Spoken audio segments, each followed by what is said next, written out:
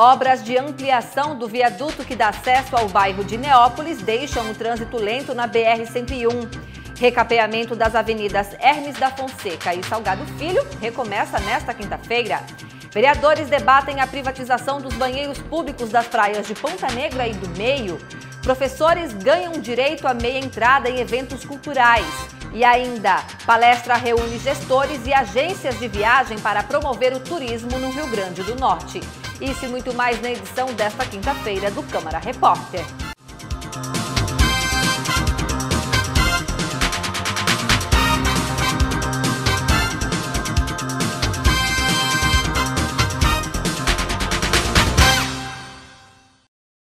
Os bancários anteciparam a pauta de reivindicações salariais deste ano.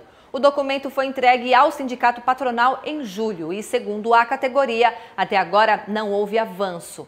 Os trabalhadores são contra a implantação da reforma trabalhista e pedem reajuste salarial de 5% mais a reposição da inflação. Os bancários tinham aprovado o indicativo de greve para esta sexta, mas a decisão foi suspensa e a categoria entrou em estado de greve, um alerta que a qualquer momento o movimento pode ser iniciado. Tudo depende das negociações nacionais que ocorrem na noite desta quinta. Caso nacionalmente seja deflagrada uma greve, a categoria do Rio Grande do Norte, Maranhão e Bauru já decidiram que entrarão em greve.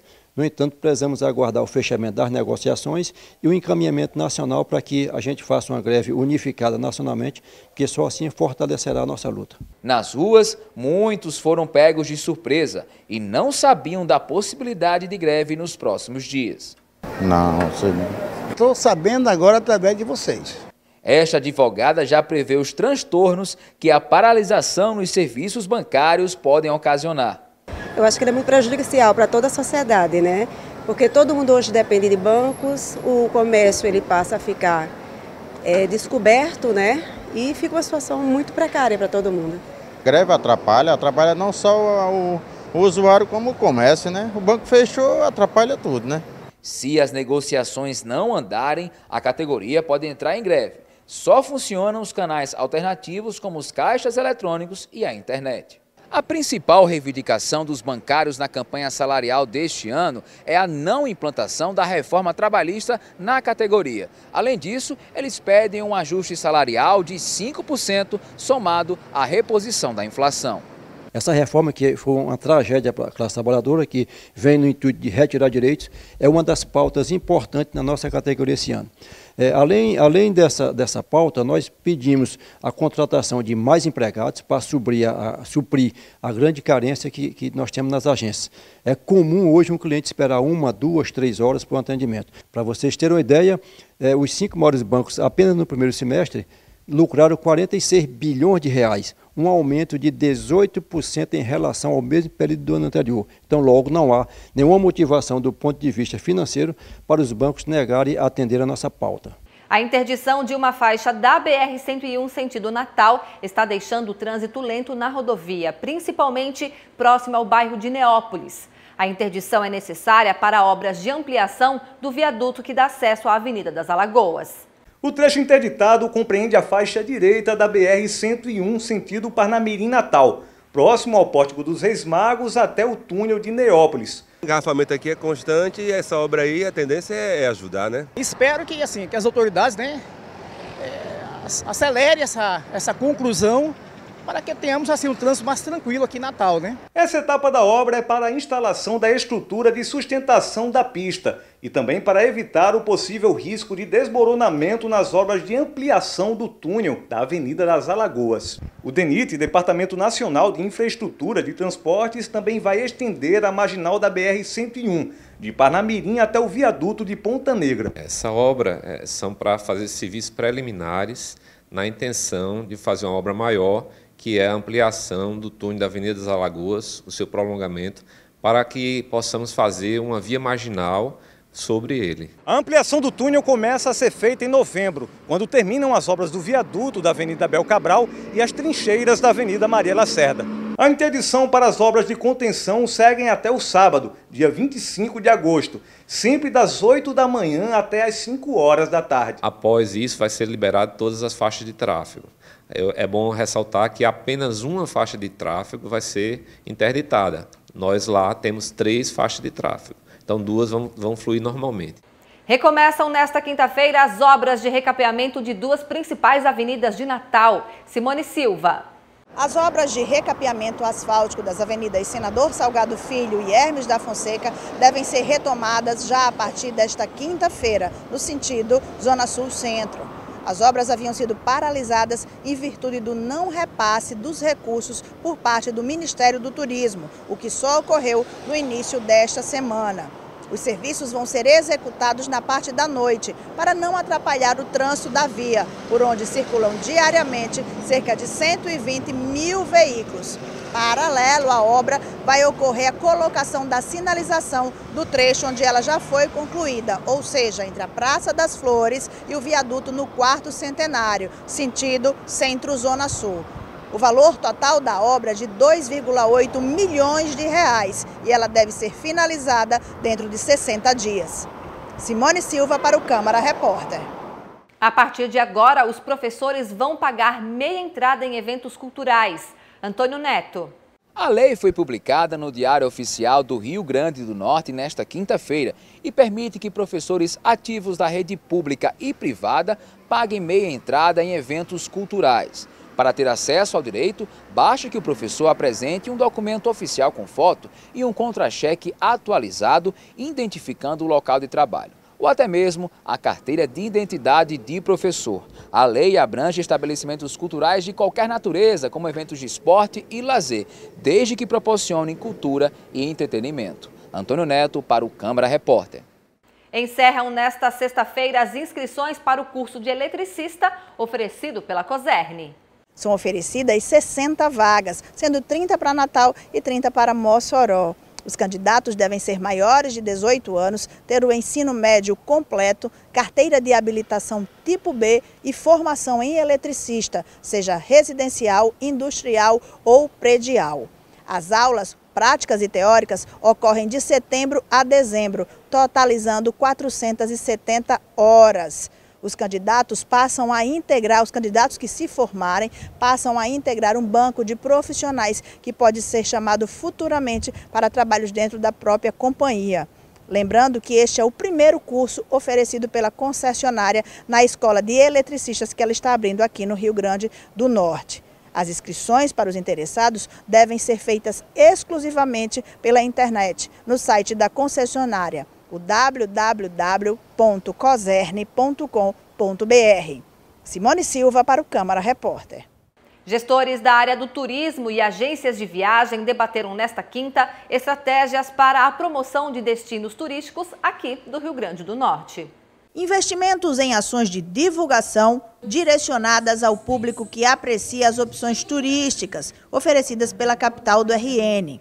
Essa foi a principal estratégia apresentada em evento voltado para gestores públicos, trade e entidades privadas do turismo. Nos últimos anos, nós temos feito todo esse trabalho de divulgar além do Sol e Mar. Temos trabalhado o turismo religioso em Santa Cruz com a Santa Rita de Cássia, os martes de Uruaçu, em Cunhaú e lá em Uruaçu. Na parte serrana, assim, estamos fazendo um trabalho muito bom também de dinamização e sustentabilidade do turismo aqui na região do Agreste, com o Monte das Gameleiras, Serra de São Bento e Pacifica. A Emprotur, órgão de gestão no segmento, também aposta na diversificação de ofertas turísticas dentro do estado, além do tradicional sol e mar, principalmente as opções da chamada interiorização. Nós sabemos o quanto os nossos municípios estão sofridos e sabemos o quanto o turismo é importante para a geração de emprego e renda.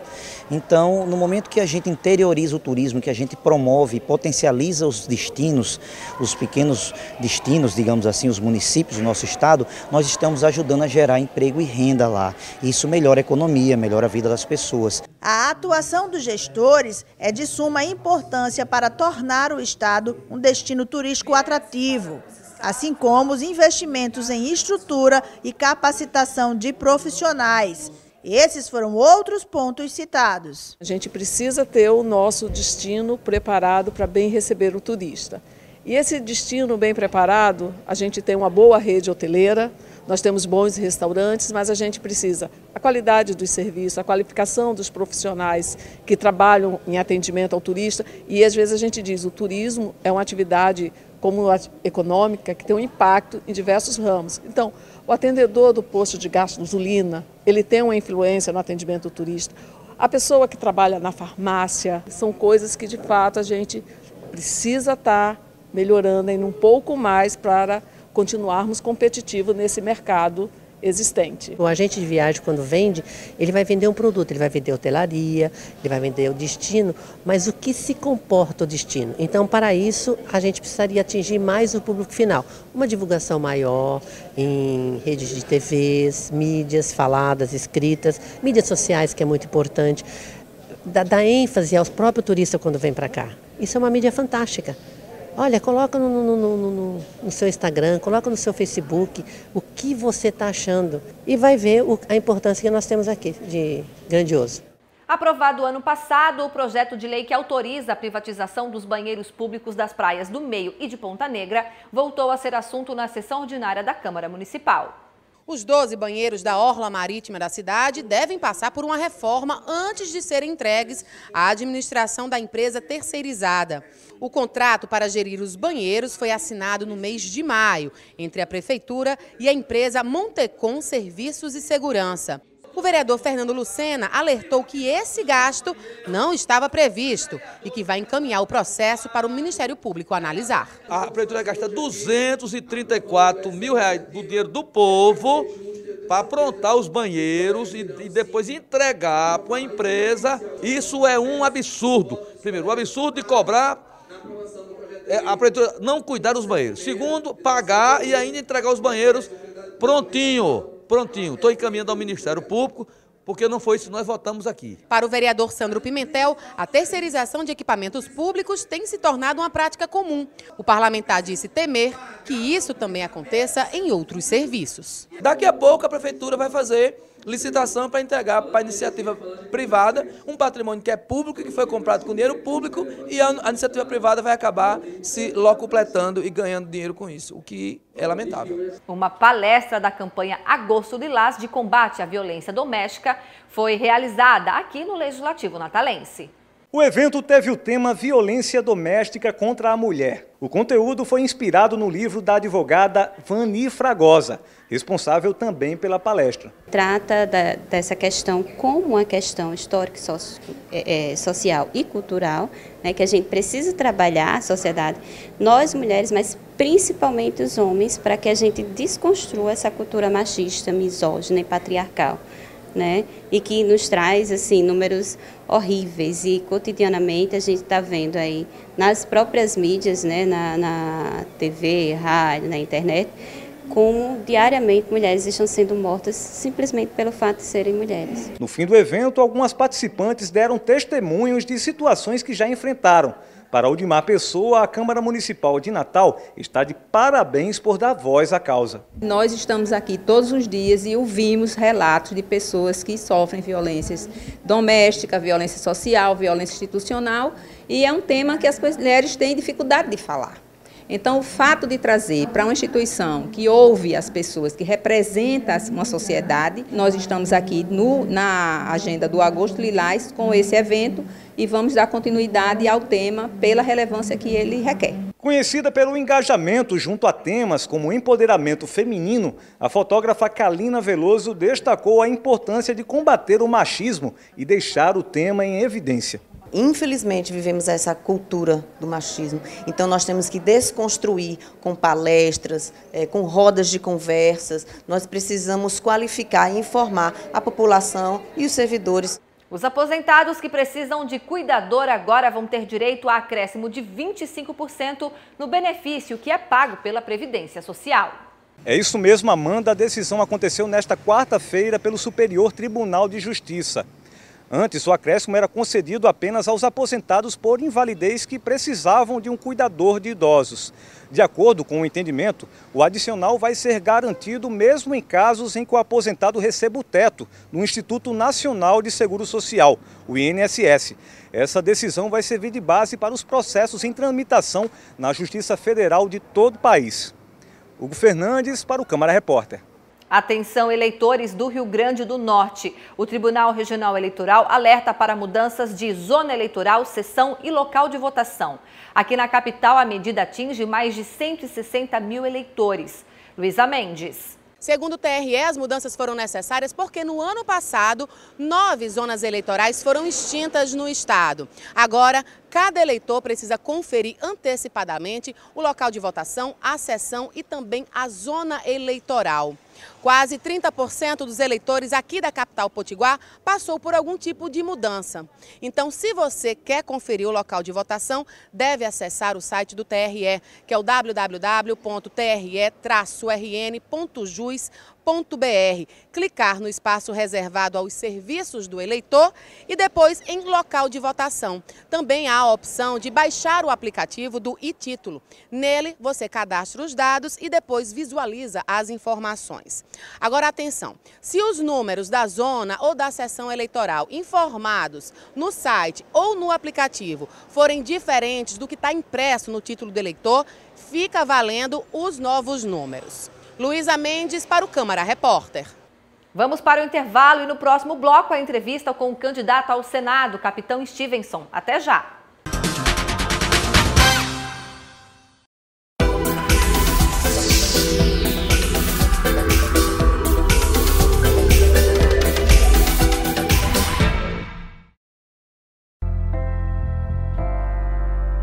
Eu espero voltar para minha casa. Você sonha em voltar para sua casa? Você acha que isso pode acontecer ainda? É uma realidade da vida, né? Nenhuma família vai querer um jovem que esteja num abrigo, que tenha vários perfis de adolescentes, de várias formas, várias vivências. Eu acho que é uma das coisas que eu mais sinto falta, que é da minha família.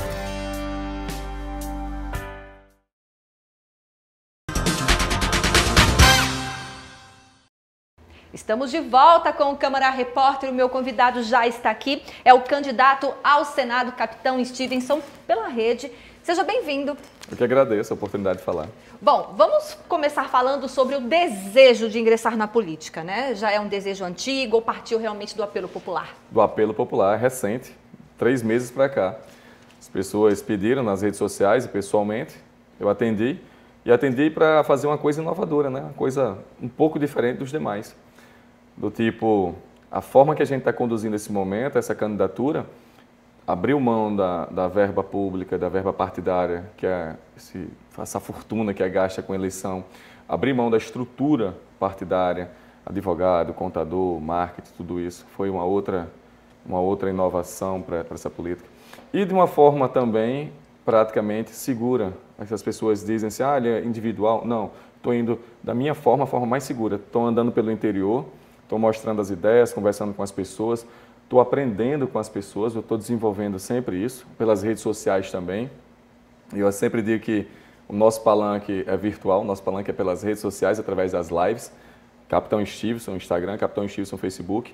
E lá a gente está conversando e está interagindo com as pessoas e as ideias estão vindo. As pessoas estão sempre mostrando até projetos interessantíssimos, como de um professor da Emater, lá no interior, de agricultura no árido, com pouca água, mostrando isso aí. Isso é interessante. São ideias dessas que a gente tem que reproduzir para todo, não só para o Rio Grande do Norte, mas para todo local que precise desse tipo de conhecimento. Agora, capitão, o senhor disse que é tudo muito recente, 3 meses. E como é que o senhor vem se preparando, então, para caso chegue ao Senado conseguir desempenhar um bom trabalho?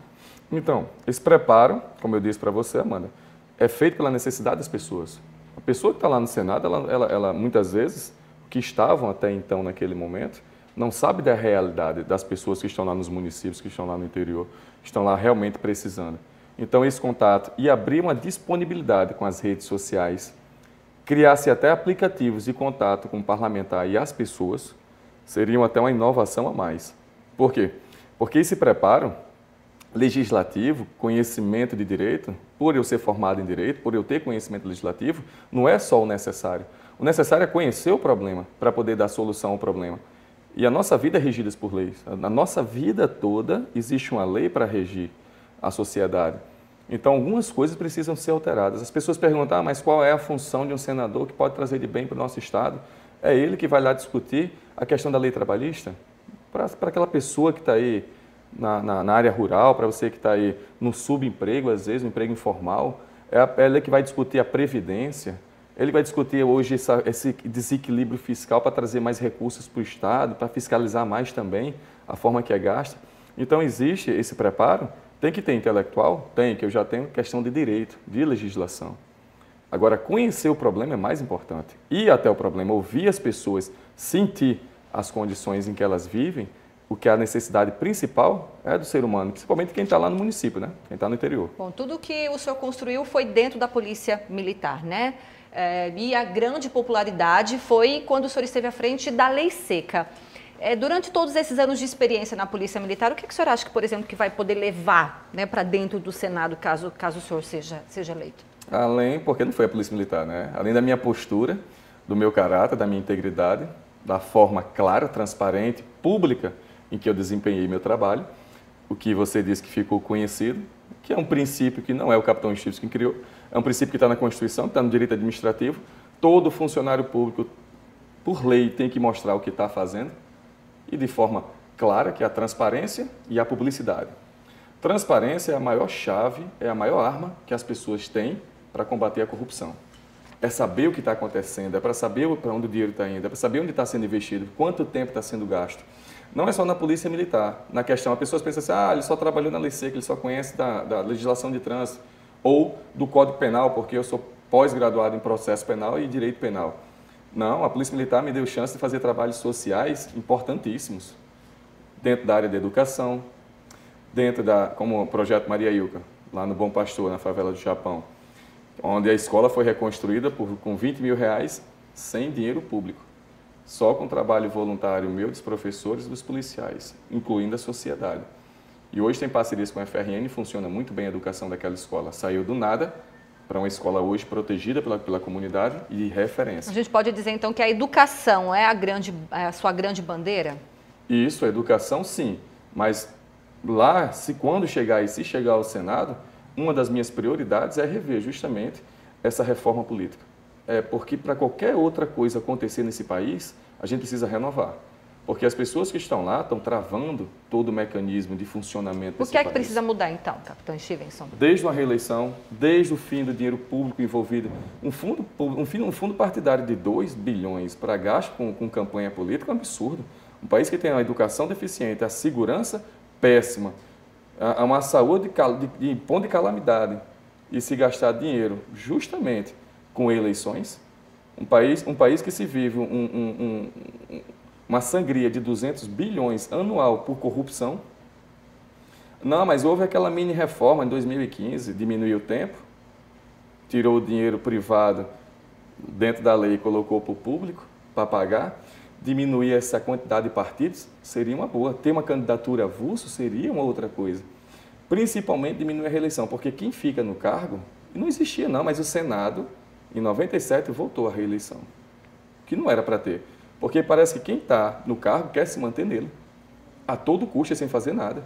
Então tem que parar com isso. Ele usa a própria máquina, a máquina que eu digo, é o próprio cargo, a própria função para se manter nela, usando dinheiro, usando as benesses que ele tem. Então precisa acabar definitivamente com essa coligação, deixar igual a competição. Quando eu digo igual, senhor telespectador, senhora telespectadora, igual por que os candidatos não vêm para a condição que eu estou? Abre mão da verba pública. Abre mão desse fundo partidário, da estrutura partidária, desse gasto absurdo com alimentação de comitiva, que é caro, viu, manter essa estrutura toda, e gasolina que estão gastando. Não tem combustível para pagar combustível nas viaturas APM, mas para manter essa estrutura tem. Não tem alimentação muitas vezes, porque paga R$10, R$15, não vale alimentação para o policial. Mas tem alimentação para essa estrutura toda. Mas é uma vez, de 4 em 4 anos, capitão. Mas na sociedade que hoje, que reprova uma das instituições mais, eu acho que mais falida, que tem mais reprovação, que é a política no Brasil, a gente precisa querer moralizar tudo isso, né? Devolver o sentimento para as pessoas que estão assistindo, essa capacidade de respeito dentro de uma... Que tem gente que fala assim, não vou votar em ninguém, vou votar em branco. Gente, pensem, porque alguém vai ganhar. Alguém vai fazer a política e a sua vida é regida por política, por leis. Então é bom avaliar bem em quem vai ser o candidato de vocês e essa escolha cabe a responsabilidade de cada um. Só para a gente encerrar, então, eu queria que o senhor fizesse uma avaliação em relação à última pesquisa divulgada, que foi a pesquisa do Ibope, onde o senhor aparece como o senador mais bem citado, 23% da intenção dos votos. Eu fico feliz, Amanda, eu fico feliz, telespectador, a senhora que acredita no meu trabalho, acredita no trabalho da equipe, por onde eu passei, não só na Lei Seca, mas uma história de 15 anos dentro da Polícia Militar, as pessoas que acreditam no que eu posso fazer, no que eu já fiz também na educação, nas escolas, em 1 ano e meio, transformar uma escola, 400 crianças dentro de uma escola hoje estudando de forma praticamente sem utilizar nada público, nenhum dinheiro público, com a parceria público-privada através de palestras. Então, eu fico feliz, eu fico grato demais a esse reconhecimento. É isso que impulsiona, é isso que dá combustível e força para se manter ainda nessa luta, nessa jornada, porque tem pessoas que querem mudanças e inovações, tem pessoas que querem a coisa boa. E eu creio que eu seja um reflexo dessas pessoas, desses 23%, que gostam de um trabalho bem feito, de um trabalho sério, de um trabalho eficiente, dentro de um padrão de legalidade e honestidade. Que as pessoas dizem, mas ele só fez o trabalho dele. Se todo mundo fizesse seu trabalho, a gente não estaria na situação que está. Ok, Capitão Stevenson, muito obrigada pela sua entrevista e eu desejo boa sorte. Eu que agradeço. Tchau, tchau a todos. Essa edição do Câmara Repórter fica por aqui. Eu desejo a todos aí um forte abraço, obrigada pela audiência e mande a sua sugestão de entrevista pra gente. O e-mail é tvcâmaranatal@yahoo.com.br. A gente se vê em breve. Tchau!